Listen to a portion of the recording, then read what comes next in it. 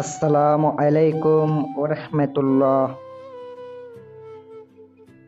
সুপ্রিয় দর্শক, আশা করি আল্লাহ রাব্বুল আলামিনের অশেষ মেহেরবানিতে ও দয়ায় আপনারা সবাই ভালো আছেন।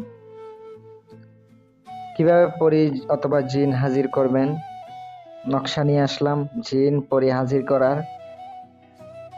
সম্পূর্ণ ভিডিও দেখবেন, ভালো লাগলে লাইক কমেন্ট শেয়ার করবেন। এটার মাধ্যমে জিন অথবা পরি যেটাই হোক হাজির করতে পারবেন। আপনার মন যেটা চায় ওইটাই হাজির করতে পারবেন ইনশাল্লাহ।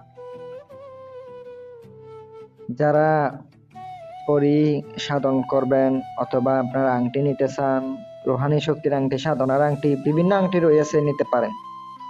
যে কোনো কাজ আপনি আমার কাছ থেকে করায় নিতে পারবেন। ফোন করবেন, ইনশাল্লাহ পেয়ে যাবেন। স্ক্রিনে যে নকশাটি দেখতে পাচ্ছেন, এই নকশাটি আপনি কি করতে হবে বলি। আপনাকে এমন একটা কাপড় সংগ্রহ করতে হবে, এক টুকরা কাপড় সংগ্রহ করতে হবে। যেমন তেমন কাপড় না, আমি বলতেছি, একটু মনোযোগ দিয়ে শোনেন। তারপর আপনাকে সংগ্রহ করতে জাফরান গোড়া, আপনাকে আর সংগ্রহ করতে হবে, একটা আসন দিতে হবে।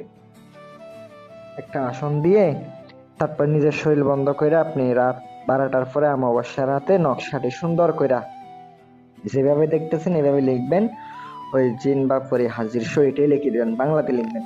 ওটা আমার ডায়েরিতে এইভাবে লিখে আছে, এইভাবে দিছি।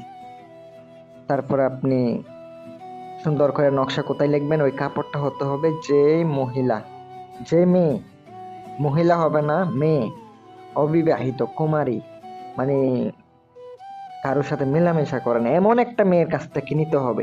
যদি বলে মেলামেশা করছে এমন মেয়ের কাছ থেকে নেন, তাহলে কিন্তু আপনার কাজ হবে না।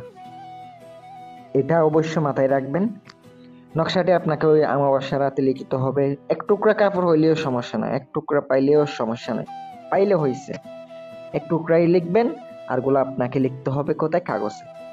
মোট আপনাকে 14টা লিখতে হবে। লেখার পর আপনি এভাবে লিখবেন। এটা কিন্তু কুফুরি ভাই, এটা ভালো নকশা না, কুফুরি নকশা বলে দিয়েছি। তারপর আপনি নকশা ওখানে মোড়াইয়া রাত্রে 12টার পরে বাথরুমে যাবেন। যাওয়ার পরে একটা জুতা নেবেন। জুতা নেওয়ার পরে ইয়া ইবলিশ বিনতে পরি হাজির সহ, ইয়া ইবলিশ বিনতে ইবলিশ পরি হাজির হও, ইয়া ইবলিশ বিনতে ইবলিশ পরি হাজির সহ, অথবা শয়তান পরি হাজির সহ বলে দিয়ে জুতা লই 7টা বাড়ি দিবেন।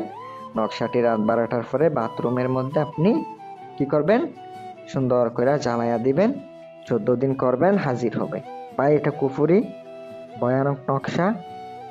ভুল ত্রুটি হয়ে থাকলে আমি দায় নাই। ভালো থাকবেন, সুস্থ থাকবেন। আসসালামু আলাইকুম।